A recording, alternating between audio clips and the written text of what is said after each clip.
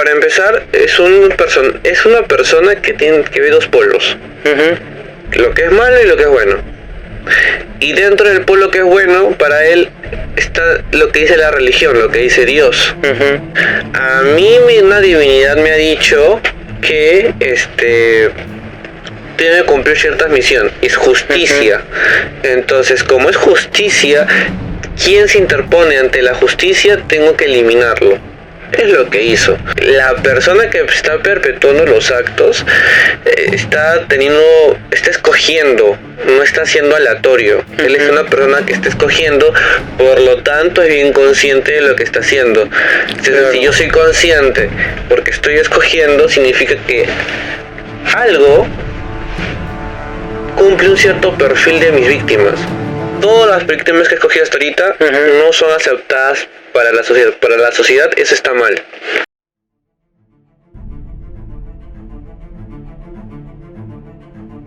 Yo le iba a matar a mi cuñado. Yo le robé el arma. Yo lo quería matar.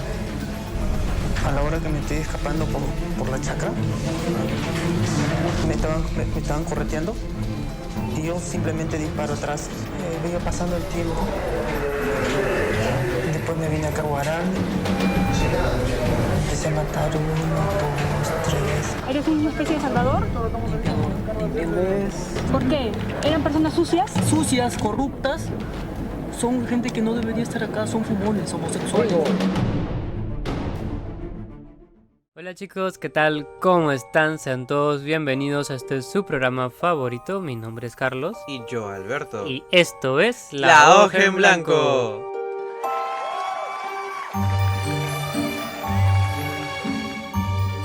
Hola chicos, ¿qué tal? ¿Cómo están? ¿Qué tal su día? ¿Qué tal su mañana? ¿Cómo la están pasando? ¿Cómo estás tú, Alberto? Hola Carlos, hola chicos, ¿qué tal? ¿Cómo están? Bien.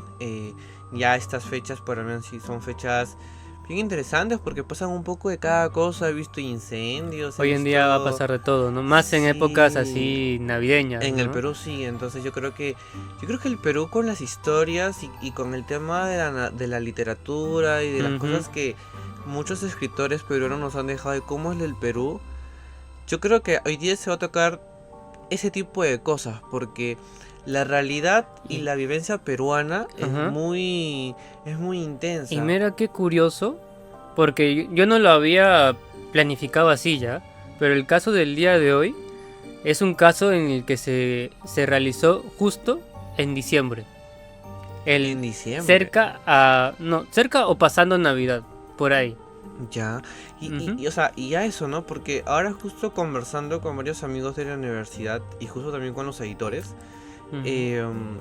por estas fechas a veces suceden más, incluso incrementan los crímenes, los asesinatos, ojalá no nos bloqueen por decir esta palabra. Acá en Perú sí, ¿no? Los índices de delincuencia aumentan un poquito más en campaña navideña, en tiempo de Navidad. Incluso el año pasado con este año sé que ha habido un aumento de secuestros. O sea, eso obviamente lastimosamente pasa más en provincia que en la capital. Ni creas.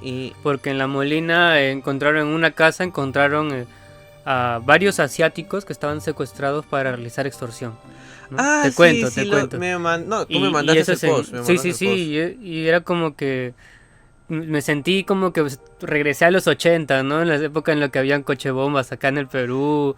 O sea, a mí me gustaba, o sea, el hecho cuando me contaban de, oye Alberto, estas fechas a veces uno puede darse cuenta cómo se enfatiza mucho el hecho de las personas que a veces toman decisiones como por ejemplo hacer este tipo de abusos, crímenes pasionales, un montón de cosas. Claro. Por eso es de que dije, ¿verdad, no? Y ahora que el día de hoy vamos a hablar sobre algunos casos clínicos, o el caso clínico el día de hoy, espero que en verdad conecte con el que nos va a escuchar, con el espectador, porque gente, yo creo que algo que sí tenemos que darnos cuenta es que a veces nosotros para poder tener un crimen pasional o un crimen que podamos escuchar en un podcast. Este de aquí no es un crimen tanto pasional, es más un crimen ideológico. Claro, o sea, a lo que me voy es de que así sea un crimen pasional o sea cualquier otro tipo de acción que voy a hacer con el caso clínico,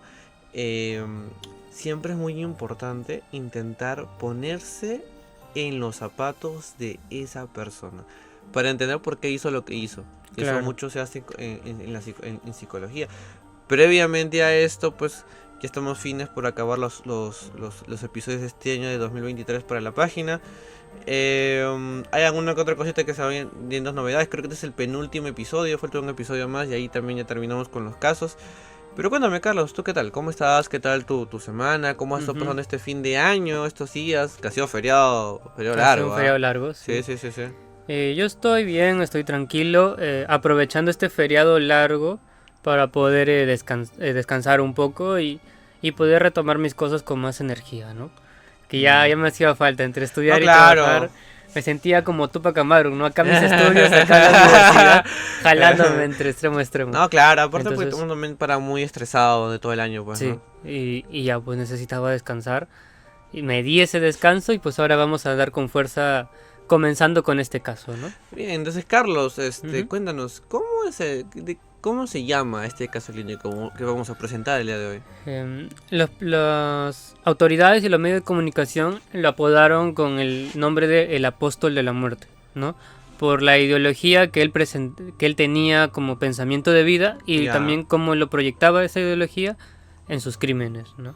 ¡Hala! ¿Por qué? Porque es un personaje en el cual él decía, incluso cuando lo capturaron, de que Dios le dio una misión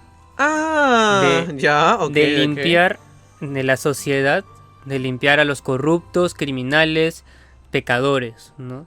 Entonces, con ese contexto comenzó a matar y comenzó a tener un patrón, ¿no? Porque buscaba personas criminales para poder perpetuar su crimen y asesinar con el motivo y el propósito de cumplir la misión que Dios le encomendó, ¿no? Es un asesino serial que tenía como fin eso, ¿no?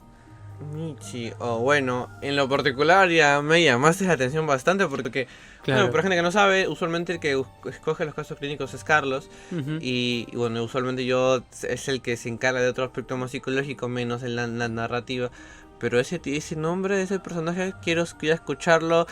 ¿Por qué lo han apodado así? Porque, entiendo la misión que él tenía de una divinidad. Y lo bonito y lo interesante es el trasfondo psicológico que tiene este tipo, ¿no? Porque podemos ver en su vida, en su pasado, que ha tenido un contexto situacional muy conflictivo, muy de caos, muy crítico. Claro. Y esto, de una forma u otra, es proyectado en sus crímenes, ¿no? Y ya lo vamos a ir viendo poco a poco con la historia y el análisis que le vamos a realizar, ¿no? Listo, entonces chicos, pónganse cómodos porque vamos a empezar con nuestro caso clínico, así que ya regresamos un ratito. Chau, chau. Las fiestas de celebración por fin de año estaban muy próximas y las calles de Huaral se preparaban para despedir el año viejo. Sin embargo, la algarabía y la emoción de estas fechas fueron opacadas por el terrible caso de un crimen. Era 27 de diciembre del 2006. Un hombre fue reportado como herido de bala. Los oficiales encontraron a Nicolás Tolentino sangrando a causa de un impacto de bala, que le perforó el cráneo profundamente. Aquel joven fue trasladado de emergencias, pero pese al esfuerzo de los médicos y autoridades, Nicolás no logró sobrevivir, muriendo en el camino al hospital. En el lugar donde lo encontraron aún con vida, se encontraron rastros de casquillos de bala de un arma de 9 milímetros de espesor. Aquel disparo fue muy preciso y muy certero. Fue directamente al cráneo. Fue tal la precisión del disparo que no habría forma de que sea por un incidente casual. La policía, en su búsqueda por más indicios, comienza a preguntar a todos en la zona del crimen. Sin embargo, nadie había oído nada. Esto le llamó mucho la atención a los oficiales. Un crimen que ocurrió a las 7:30 de la noche, en una hora donde aún había movimiento, y el arma con la que se realizó el crimen, siendo lo suficientemente ruidosa como para alertar a cualquiera a kilómetros de aquel lugar, y aún así todos decían no haber visto ni oído absolutamente nada. Esto le causó mucha intriga y mucha curiosidad a los oficiales, que sin los testimonios de los locales ya sabían que este suceso no era algo ocasional. No era la primera vez que ocurrían situaciones como estas. Los oficiales le venían siguiendo el rastro a aquel responsable de aquellos crímenes desde hace un tiempo atrás. Apenas unos días hubo un crimen similar. La misma forma de juego. Un asesinato por causa de un disparo en la cabeza, en la misma zona de Huaral y con la misma arma de fuego. Esta vez las víctimas fueron dos amigos, Agustín Andrés Maguiña y Luis Melgarejo. Dos amigos con problemas serios de alcoholismo. Ellos bebían hasta el punto de quedar dormidos en las banquetas de algún parque de la zona. Ellos vivían, o mejor dicho, se refugiaban en unas pequeñas construcciones semiabandonadas de la urbanización San Carlos. Ellos tomaban todo el día hasta que caía la noche y se iban a refugiarse a aquel lugar. Aquel 24 de diciembre del 2016, cerca de las 8 de la noche, un reporte más llegó a los centros policiales de la zona. Agustín Andrés Maguiña y Luis Melgarejo fueron asesinados con un disparo en la cabeza. Un disparo muy certero y muy preciso con un arma de 9 milímetros. A lo largo de todo este mes, la policía tenía ya 8 casos, en los cuales las personas habían sido asesinadas con el mismo método. Un disparo en la cabeza, en la misma zona y con el mismo tipo de arma. En este caso, estos dos amigos eran personas entregadas a su propio vicio. Se sentaban en una esquina de alguna banqueta, de algún parque, o en alguna banca de algún lugar durante todo un día. Simplemente eran dos personas con un gran problema de alcoholismo.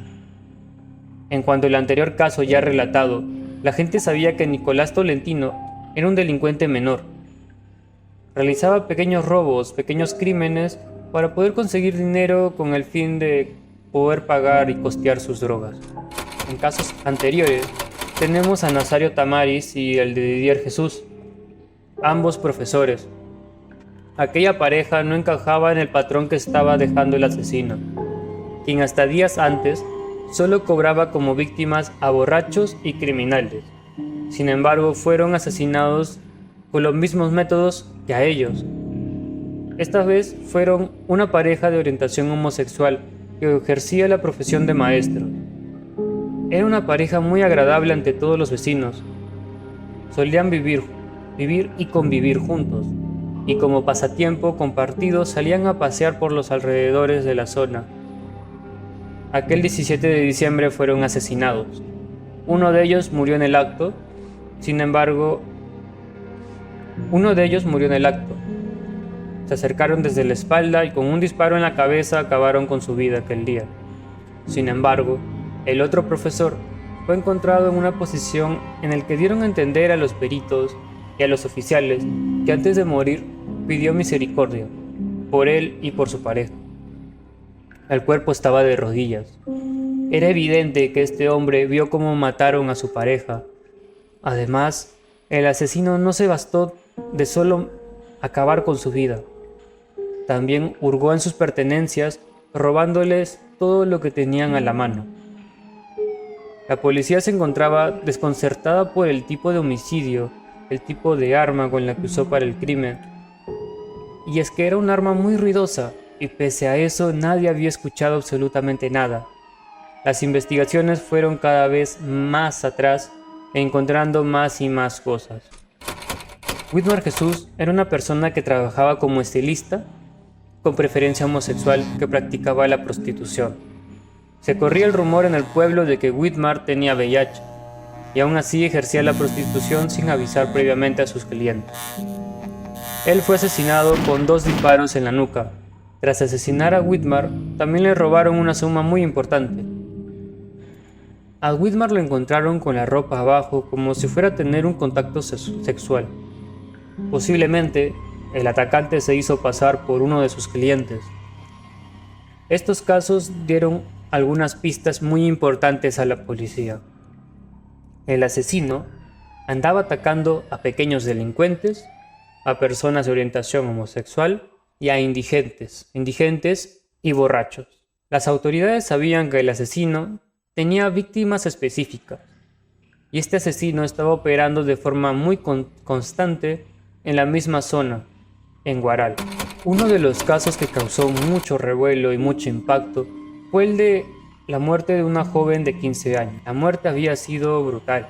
El cuerpo de aquella joven se encontró tirado en la carretera, en medio de la carretera, con 3 impactos de bala en la cabeza, perforándole profundamente el cráneo.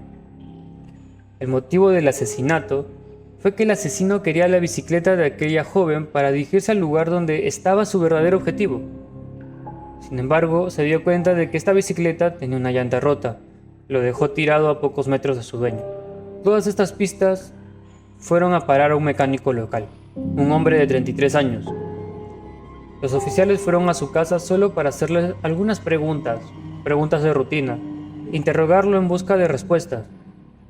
Todavía no podían capturarlo porque aún no tenían las evidencias específicas que determinaran que él, en específico, era el asesino, ni tenían mucho menos alguna orden de arresto. Solo querían hacerle algunas pequeñas preguntas. Los oficiales se acercaron a su casa y tocaron la puerta, lo que acto seguido, a modo de respuesta, comienzan a disparar desde el interior de la casa con dirección a los policías. El tipo tenía una precisión con el arma, hiriendo a algunos oficiales, y en respuesta de eso, los oficiales responden comenzando así una balacera interminable. Disparos vienen, disparos van. Los oficiales se agrupan e intentan improvisar una estrategia para poder ingresar a aquel lugar y capturarlo. Al ingresar, lo buscan por todos lados. Los disparos siguen, los oficiales intentan ganar terreno, hasta en un silencio se apoderó de la casa. Los oficiales, para guiarse, seguían los casquillos de las balas, pero ya parecían que lo habían perdido. La esperanza de encontrar a aquel delincuente se estaba esfumando, hasta que se escuchó aquel disparo. Ahí estaba aquel presunto asesino, quien se había disparado en la pierna mientras huía. Al momento de su captura, él comentó que las almas de quienes mató apretaron el gatillo. Pero lo cierto es que mientras él intentaba huir, saltó por la ventana y fue ahí cuando la pistola que se encontraba en su pantalón se disparó. Finalmente, el asesino fue arrestado el 28 de diciembre de 2006. Lo atraparon en un momento muy exacto, ya que las autoridades descubrieron que estaba fabricando una granada casera para poder lanzarla en una discoteca de la zona de Guaral. Pedro Pablo Nakada Ludeña nació el 28 de febrero del 73. Su nombre original es Pedro Pablo Mesías Ludeña. Sin embargo, en el 2003 se le ocurrió pagar unos 800 soles a un ciudadano japonés de apellido Nakada para poder así ir de viaje a Japón. Sin embargo, su vida tomaría otro rumbo. De 3 hermanos, el mayor, sus padres de nombre José y María. Su madre era una mujer con ciertos problemas psiquiátricos y su padre era un alcohólico que frecuentemente agredía a su esposa delante de sus hijos. Para ponerle la cereza al pastel, sus hermanas mayores solían someterlo a situaciones muy comprometedoras, muy humillantes y denigrantes. Pero Pedro, incluso en su confesión, contó que sus hermanas solían vestirlo como mujer, lo maquillaban como mujer y lo obligaban a salir a la calle, siendo el centro de burlas, el payasito de sus hermanas y de la gente que lo veía pasar. En el colegio la situación no era distinta que en casa. Sus compañeros de clase, aprovechándose de su carácter introvertido, retraído, tímido, lo golpeaban y le jalaban los pelos. Lo molestaban todo el tiempo.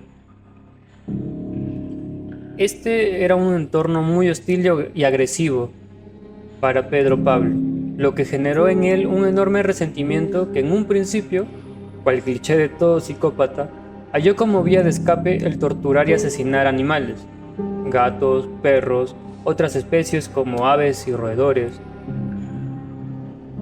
Uno de los detonantes que más sufrió Ludeña y que serviría más adelante para explicar la homofobia que manifestaría en sus asesinatos futuros fue cuando a sus 4 años fue acusado por sus hermanos mayores de matar a la mascota de su familia, una perrita en estado de gestación. A pesar de que Pedro Pablo lo negaba, sus parientes no le creyeron. castigándolo de la peor manera posible, lo violaron. Hasta el día de su captura jura él mismo que no hizo nada a aquella perrita. Conforme él iba creciendo, una voz interna que solo él escuchaba lo fue conduciendo a una supuesta misión en la tierra. Él decía al momento de su captura que él estaba llamado por Dios a limpiar del mundo de todo aquello que él consideraba como impuro, como corrupto o pecaminoso. Intentó ingresar al ejército en 1990 para conseguir y obtener poder y así poder cumplir su objetivo, el plan de Dios que le había encomendado. Él aquí solo duró 2 meses. Después de su internamiento, Pedro Pablo fue expulsado debido a los resultados mostrados por los psiquiatras del ejército peruano. Aquellos estudios que le realizaron como pruebas demostraron que aquel futuro apóstol de la muerte, como le llaman los medios, mostraba tendencias psicopáticas, y esto representaba un gran peligro para la sociedad. Mucho más aún si lo entrenamos en el manejo de armas, la amenaza se volvía mucho más latente para el resto. En el proceso judicial contra Pedro, se determinó que aquel no sufría de esquizofrenia, sino de un trastorno disocial, así condenándolo a pasar 35 años de prisión. La idea de pasar en prisión por tanto tiempo le presentó un problema a Pedro Pablo para poder cumplir su objetivo en la tierra, erradicar del mundo a los pecadores, los criminales, los drogadictos y las prostitutas, como él lo menciona. Él se sentía frustrado por no poder cumplir su misión, por lo que en el lugar de aceptar la condena, le pidió a las autoridades que se le aplicara la pena máxima, la pena de muerte. Lástima que aquí en Perú no se aplica.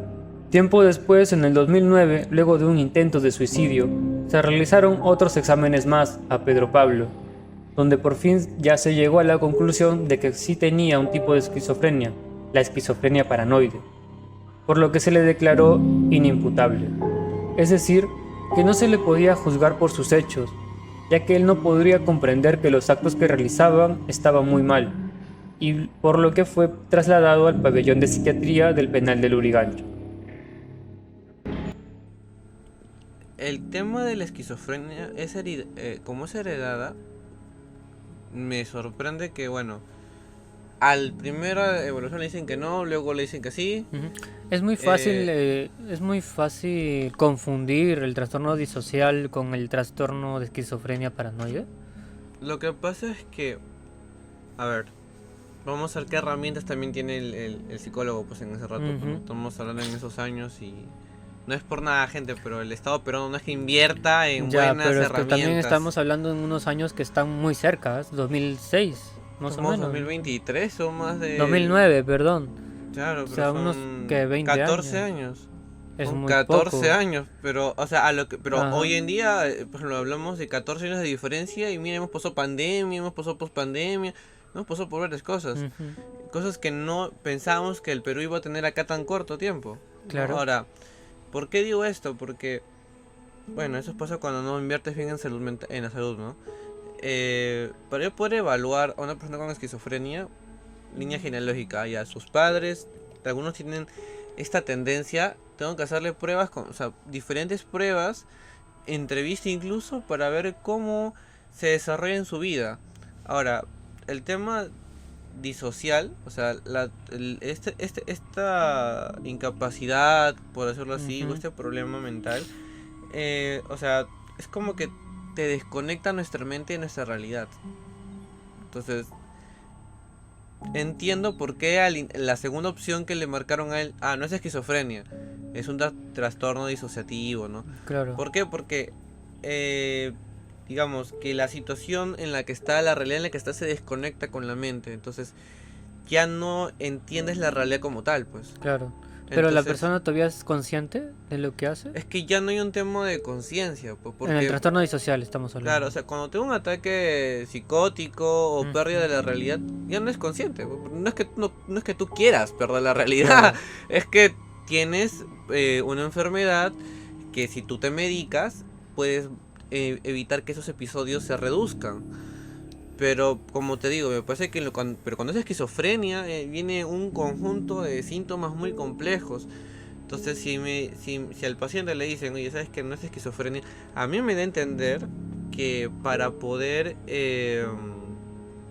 intentarlo sacar de la cárcel o reducir la pena, porque tú sabes que la ley peruana es así, es que no es esquizofrenia, porque cuando es una esquizofrenia lo meten a un centro psiquiátrico. Pero cuando es algo menor a ello, lo pueden tratar con medicamentos y lo pueden simplemente liberar a un tiempo con un acompañamiento, un seguimiento y cosas. Yo creo que el abogado quiso hacer eso, por eso es que claro, tú sabes que cuando no hay plata, pues no es esquizofrenia, ¿no? O sea, si capaz sí era, pero pagaron para que cayera en la boca, ¿no? Entonces, una de las cosas es eso, o sea, ahora, una persona como pierde la realidad, también pierde control de sus emociones. Emocionalmente hablando, pierde esa capacidad de tener esa noción de emociones, no la tiene. Entonces por eso es que cuando me dices el tema divino, el tema que alguien le habló, el tema de justicia, el tema de ese tipo de cosas, vamos a encontrar que ya no se habla emocionalmente. Entonces, cuando uno ve ese tipo de impacto psicológico, tenemos que tener en cuenta algunas cosas, unas categorías. En la mente se ve afectada a algunas cosas, que es una tensión mental, miedo, y que este miedo y tensión mental puede causar en algún momento dolor. Entonces, por eso es que si a mí me dijeras, Alberto, con el tema de la esquizofrenia, claro, es un conjunto de síntomas muy complejos, o sea, pérdida de la realidad, todo lo que es el tema de psicosis, agresividad, hacerse daño, autolesiones, una percepción del mundo muy indiferente. Claro, y esto tú le sumas, o sea, una persona que tenga como ideas muy extremas de querer de que tiene una misión, ¿no? O que tiene una misión en la vida que un Dios superior le ha encomendado de tener que erradicar el mal de la tierra, sumado a esto con visiones, alucinaciones auditivas, sensitivas, es como que fortalece más esta creencia, haciéndole creer a la persona que realmente, pues sí, Dios le ha encomendado, ¿no? Porque si tú dices, ok, yo siento que Dios me ha encomendado algo en la tierra, y más allá veo a una sombra, no sé, que me parece un ángel, y que me está diciendo cosas, obviamente esto fortalece mi creencia, ¿no? Claro, por eso es bueno a veces que cuando uno siente ese tipo de cosas, o ve ese tipo de cosas, siempre es bueno tener un contacto con tu realidad. O sea, ok, entiendo, acabo de ver un ángel, pero de la nada me está hablando una manzana. O sea, hay que tener esa noción de algo me está pasando. Estoy en un viajezote interminable. Claro, ¿no? o sea, por ejemplo, las personas que se drogan o dicen, no, estoy tranquilo. Pero ¿cómo saben que esta persona ya está perdiendo esta noción de realidad? Es, oye, no, ya siento que, no sé, pues, ¿no? Algo me está hablando. Sentir que no tienes control por tu propia vida, ¿no? También es un... Claro, o sea, más que control de propia vida, es un hecho en decir, no tengo el control de la realidad, no tengo el control de la percepción, mis sentidos se están bloqueando, no hay una conexión. Cuando tú pierdes el control o la conexión entre tus sentidos, comienzan a fallar, sientes cosas que no deberías de sentir, hueles cosas que no deberías oler y ves cosas que no deberías ver. O sea, pierdes la conexión de tus sentidos. Pues hay que tener mucho cuidado con... Qué curioso, yo vi una serie, un episodio anterior de Black Mirror que era similar a eso y te hablaba de eso. Como una persona con esquizofrenia podía sentir, y a la vez podía ver y podía escuchar. Claro, pues, o sea, eso es, o sea, por eso es que cuando una persona te dice el hecho de, oye, ¿sabes qué? O sea, tiene tendencias o familia que tiene esa descendencia, claro, es mucho mejor a veces conocer bien a la persona, porque puede tener un ataque de psicótico y puede hacer daño, porque como no es que lo haga a propósito. Por eso las personas con esquizofrenia se medican bastante. Claro, y esto sumado a un problema mental, sumado a un contexto que no favorable para nada para Pablo, pues esto se agravó más, ¿no? O sea, claro, incluso te diría capaz, él ha tenido como símbolo la religión, ¿no? O sea, capaz no una religión exacta, ¿no? Porque es una religión, es Dios, alguien divino, y para muchas religiones el nombre es Dios igual. Entonces, probablemente él se acogió, no, en su realidad, en su mundo, es en decir, oye, Dios dice que esto es malo. Claro. Y como a mí me han enseñado y me han hecho todo, tiene una vida tan cruel, tan mala. Es que también creo que su propia eso. realidad, el contexto en el que vivía, propició a que él se metiera más y más en su mundo, ¿no? Más en más, y comenzar ayudó mucho su contexto a que él distorsionara más la realidad en la que vivía. Porque claro, si yo tengo en mi casa una situación en la que padre golpea a madre y madre me golpea a mí y mis hermanos me agreden, me lastiman, entonces como escape voy a la escuela, pero ahí también me golpean y me lastiman. En las calles me humillan porque me ponen vestimentas que no van conmigo o me pintan la cara y me humillan. O sea, no tengo un lugar donde yo me sienta cómodo, me sienta seguro. Entonces comienzo a ahondar en mí mismo más y más, ¿no? Es por eso su conducta también de él muy retraída, muy poco sociable. Ahora también, pues como tú lo has dicho, ¿no? Aquí viene lo que es la represión, pues, ¿no? Claro. Reprimió tanto, por eso siempre se dice, reprimir enferma el cuerpo, enferma la mente. Y esto para una persona con esquizofrenia, pues perjudicó mucho Ahora, más, mira, ¿no? ahora, esto hay que tener en claro, gente. Yo tengo a alguien o familia que tiene esquizofrenia, mi hijo salió con diagnóstico esquizofrénico. No significa que la herencia sea así esquizofrénico. O sea, pues tienes tendencia a hacerlo. Ahora, y aclarar, ajá. ¿cómo lo desatas? Es que a veces suceden con traumas. Claro. O sea, una persona puede tener tendencia a muchas cosas, pero lo único, lo que marca la diferencia entre un paso en serlo y no serlo, es a veces el sentir del ser humano y el trauma que puede pasar. Por eso es que las personas, había un caso muy bonito hace un par de años que le decían, un señor se hizo un análisis completo genético, creo que la gente ya lo sabe, que está un poquito más a la moda, que te dice todas las enfermedades de toda tu vida, de todas, ¿no? Claro. Y había una persona y su familia tenía un bisabuelo antiguazo que él tenía cáncer a no sé qué cosa, ¿ya? Algo así.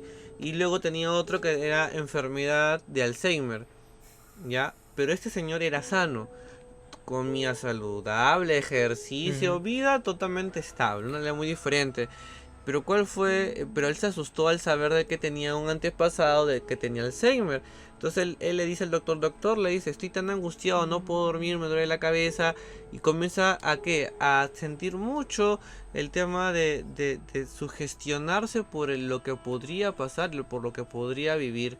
Entonces el doctor le dijo, la forma, según la neurociencia, es que tú puedes tener tendencia a hacer algo, pero entre la diferencia en serlo y estar, o sea, en diferencia entre serlo y poder estar, es una raya muy marcada. Entonces siempre es bueno, tú puedes tener tendencia mucho, pero capaz si te sabes cuidar bien, nunca padeces. Y el contexto, como repito, ¿no? Y el contexto también influye, ¿no? Por eso, o sea, es que por eso te digo, depende mucho cómo has tenido la calidad de tu vida. Si tu vida es una vida tranquila, todo, tu familia puede ser muy enfermiza, pero si has tenido una vida muy tranquila, ninguna enfermedad se activa en tu cuerpo. Y aclarar de no estigmatizar, ¿no? No porque una persona tenga indicios de esquizofrenia vaya a ser mala o buena. O sea, determina mucho, lo que lleva mucho a que una persona pueda acarrear a que pase estas cosas, más que nada, es a que no haya tenido un tratamiento adecuado, ¿no? Que hayas tenido un contexto muy difícil donde no haya podido poder llevar un buen tratamiento. Por eso es que lastimosamente acá en el Perú es muy cruel lo que se hace con los pacientes, y más que todo desde el año o sea, desde esos años la realidad, pues los centros psiquiátricos que hoy conocemos, los centros psicológicos que hoy conocemos, es muy pobre, es muy decadente el alojamiento, la vida que se le da al paciente. Entonces, si comparamos con otros países que tienen una calidad muy diferente, incluso me atrevería a decir de que solo aíslan al paciente, no es que lo tratan como tal. Sí lo tratan, pero por ejemplo, no, tengo un amigo que está en el Arco Herrera, que para empezar a correr a gente, pero nunca yo he entrado al Arco Herrera. Al Inoguchi creo que todavía no. Yo entraba al pabellón de niños nada más. Yo entraba a los 3 pabellones niños, jóvenes y adultos. El de niños es muy bonito, ¿eh? El de niños es como que todo muy tranquilo, muy bonito, muy Sí, bonito. sí. Da ganas de quedarte ahí. Sí. Pero no he entrado a los otros pabellones, No, dicen yo que he- es peor. Yo he entrado y para empezar, gente, hay psicólogos, o sea, Ujú. para empezar, entras, hay pabellones donde están con candado y con cadena. Ya. O sea, eso se aplica hasta hoy en día. Hablando de este video que se sube en este año. Ujú. Cuando entraban los practicantes o profesionales, dependiendo a qué nivel ibas, tú entrabas y por dentro de la puerta tenía varias chapas, varias llaves, varios candados, todo, para que el paciente no se escape. Entonces, Alberto, o sea, te estás dando cuenta que es encerrar al paciente. O sea, la idea es que el paciente no se sienta que está encerrado, sino que se está siendo Claro, tratado. porque después de todo se supone que el objetivo es integrar al paciente a la sociedad y que sea funcional, ¿no? Claro, y ahora, para poder cuidarlo y protegerlo, no es encerrarlo, es tratarlo desde un enfoque de terapia, rehabilitación y todo. Pero hay centros, como justo digo, en el Arco Herrera, una vez escuché que el tratamiento es medicación, y el resultado de la medicación recién se va con el psicólogo. Pero no, la técnica común usualmente es medicarlo. O sea, medicas, una vez que ya estás del 1 al 10, llegas a estar 7, 8 con tu medicación ya muy estable, par de sesiones con el terapeuta, con el psicólogo y adiós. O sea, eso cuando debería ser, no es primero la medicación, ¿no? Debería probarse primero con otras técnicas. Pero a veces el orden no se cumple. A veces sí hay trastornos que sí se necesita primero la medicación para que sea funcional el paciente. Pero a veces eso no pasa. Por eso acá en el Perú es triste y es muy penoso la vida que se le da al paciente con salud mental. Sí, siempre no... cuando hay casos como estos, yo siempre desemboco a una conclusión, ¿no? Y también viene la parte de la tristeza, la frustración, en la cual es que el país carece mucho de lo que es salud mental. Sí, Carece claro, muchísimo de de hecho. lo que es. O En sea, realidad, salud en general. la salud en general, ¿no? O sea, hay que ser sinceros, ¿no? Pero mira, pero date cuenta, ¿no? En el Perú, centros psiquiátricos del estado, creo que hay 3 nomás, 3, 4, creo que es el Arco Herrera, En todo el país. El Arco Herrera y Noguchi y uno más, creo, no me acuerdo quién más. Y ahí del Minsa creo que también tiene uno de emergencia. De todo el país. De todo el país. Ahora, de clínicas, no hay, o sea, clínicas, centros clínicos de salud mental, para empezar, habrán unos 20, 30 en Lima. Y se ha dicho que creo que en encuestas somos más de 1,5 millones en Lima nada más. Y en las provincias habrán unas 15, 20 más. Entonces, y en cada provincia a veces hay más de 500,000 de personas. Claro. Porque en final el Perú son 33 millones de personas que hay en el Perú. Entonces, imagínate, 33, o sea, no llegan ni a los 500 centros, establecimientos de salud mental. Entonces, es pobre. Por eso es que justo cuando tú me contabas esta historia, yo simplemente, claro, en esa época pues todo era, o sea, a él se moldeó polarizadamente su vida, bueno, malo, justicia, divinidad. Y algo que todo no se comenté fue, ¿no? antes, si te das cuenta, los patrones en los que él comenzó a asesinar eran patrones en los cuales tenía en su infancia. Por ejemplo, la hermana lo disfrazaba de mujer y la hacía caminar por las calles, ¿no? Obviamente esto marcó en que comenzó a matar a personas de orientación homosexual, porque él se sentía proyectado y él se sentía humillado en ese momento, no le gustaba que lo trataran así. Claro, y aparte, ¿no? Como tú dices, ¿no? O sea, Su padre era alcohólico, mm, entonces ahí ya lo podrás ver, ¿no? Y darte cuenta de su situación y el por qué comenzó a matar a este tipo de personas. Claro, yo creo que cuando, o sea, si vemos cómo fue su clasificación y el perfil que tocó, ¿no? Acuérdense, gente, que a veces el asesino, el que va a perpetuar ese tipo de actos, una característica es cómo escoge a la víctima. A la niña lo escogió básicamente no con un fin de hacer justicia, simplemente era porque estaba enfrente de ella y como todo psicópata, como todo asesino, no cumple las reglas de la sociedad. Claro. Entonces, como no cumple las reglas, pues hace lo que tiene que hacer. Entonces mató a la niña. Lo otro que justo mencionábamos con el hecho de todos los patrones que él ha hecho hasta ahora, acuérdense, el perfil que ha hecho es la sociedad para ellos esto es malo, esto es repugnante, esto no debería de existir. Entonces, para esa época pues era normal, entonces tenía que hacer justicia. O sea, tenía que hacer justicia, tenía que venir a este mundo a salvar el mundo. Entonces era el salvador yéndose, tomando ese tipo de decisiones radicales, como justo mencionas. Pero lastimosamente a veces este tipo de casos o asesinos, por un hecho de no cómo saber tratarlos, simplemente lo medican, ¿no? Lo medican y así está, pero sí me gustó, ahí entendí por qué le pusieron el apóstol de la muerte. El apóstol de la muerte, ¿no? Este caso es muy rico en estudio porque puede enfocarse en muchos puntos, como hemos visto. Puede enfocarse desde aspectos psicológicos, criminalísticos, desde un aspecto social, de un aspecto sanitario también, porque abarca mucho lo que es salud mental. Entonces, es una historia y un perfil, un personaje que se puede estudiar desde muchos aspectos. Es por eso que me gusta como historia, pero es una situación muy crítica, ¿no? De que te despierta y te alerta, oye, algo no está pasando bien aquí en esta sociedad, ¿no? Sí, y lo que me gustaría que mucho se lleve en este caso clínico es que a veces la sociedad no lo decimos de forma oral, pero sí con nuestras propias decisiones, con nuestras propias actitudes, en el hecho que a veces creemos que, o sea, nuestra vida personal, como somos tan individualistas, no nos damos cuenta a veces cuánto daño hacemos, porque miren, en este caso nomás, o sea, esta persona básicamente familia, amigos, colegio, o sea, tenía tantas personas alrededor que pudieron orientar a esta persona, pero lastimosamente cayó en un contexto, en una vida tan dura, tan difícil, que lastimosamente pues cayó en una patología, cayó en una condición, en un estado en la cual uno dice, ok, era la única opción que tenía, y a muchos profesionales dirán, no es que él no podía, capaz tendría ciertas sensaciones, ¿no?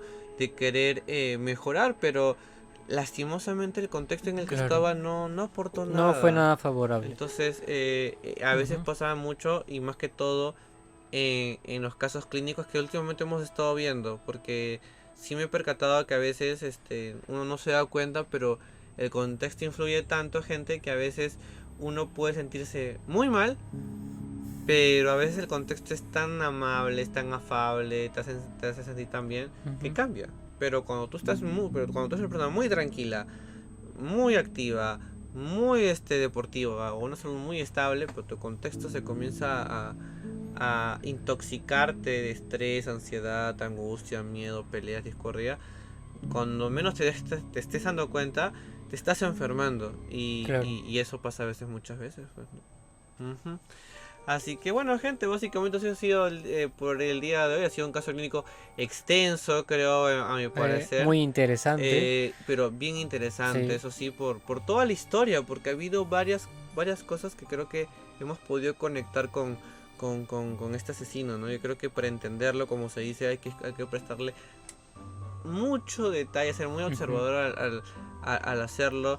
Gente, no se olviden de seguirnos en nuestras redes sociales como Facebook, Instagram, TikTok y Spotify, como La Hoja en Blanco, porque acá tu salud mental siempre es importante. Y básicamente creo que este es el penúltimo episodio, porque falta un episodio más, ya que con Carlos lo estamos trabajando antes que acabe el año. Y nada, Carlos, ¿algo que quieres decir por ahí cerrando el episodio? Pues ya me quitaste las palabras de la boca, Alberto. Si te gusta mucho este tipo de contenidos, no olvides suscribirte a nuestro canal en La Hoja en Blanco 127 en YouTube y en Spotify como La Hoja en Blanco. No olvides, si tienes algunas ideas de qué otro caso podemos realizar, no olvides escribirlo aquí en la caja de comentarios. Y pues nada, chicos, muchas gracias por estar aquí con nosotros, muchas gracias por su atención. Y creo que con eso sería todo, ¿no, Alberto? Sí, es Carlos, igualmente gracias por estar aquí. Igual, chicos, de tener en cuenta de que ya muy pronto vamos a subir otro episodio. Y básicamente que pasen una genial semana. Si es que este episodio, si es que el último episodio sale antes del 24, sería genial. Si no, ya igualmente por delante le estamos diciendo que tengan unas felices fiestas. Pero la idea es que termine antes del 24 el otro episodio, para poder ir terminando esta temporada de Casos Clínicos. Y si quieren, que les gustaría que vuelva el Caso Clínico el otro año, porque hay bastantes cambios, hay bastantes mejoras, que justo lo hemos conversado con Carlos. Era para que también el Caso Clínico tome un poquito más de captura, un poquito más de atención, y que también a la gente más le guste, ¿no? Porque acuérdense que el Caso Clínico que nosotros hablamos, narramos y buscamos, el fin netamente es problematizar la salud mental, que a veces no lo hacemos. A veces este asesinato, analicémonos un rato, la gente que tenemos más de 20 años, más de 25 años, un poquito más, ¿alguna vez habías escuchado de este asesinato? Y si no lo has escuchado, mira, te das cuenta a veces cuánto ignoramos en la salud mental que en la sociedad está pasando. Y a veces los medios solo lo banalizan, ¿no? Y ponen allí números y ponen la cara del sujeto. Claro, ¿no? O sea, y es culpable y listo, ya está. Claro, Caso cerrado. En cambio acá no, acá al menos ahondamos el trasfondo y le damos una explicación, ¿no? Claro, acuérdense, chicos, que el caso clínico no es un tema, el fin no es darte miedo, o sea, tranquilos, o ni psicosearte. El fin es, oye, mira lo que está pasando en mi sociedad peruana. Otras veces hemos tocado Inglaterra, otras veces hemos tocado o el mundo, ¿no? Claro, en general. Pero como les digo, ese es el fin. Y si a ustedes les gustaría que sigan habiendo ese tipo de casos, por favor háganos saber en los comentarios, o también en la encuesta, que supongo que creo que voy a estar dejando en el transcurso de estos días, ¿sí? Nos vemos, chicos, cuídense, nos vemos, Carlos. Chao, chao, hasta luego. Chao, chao.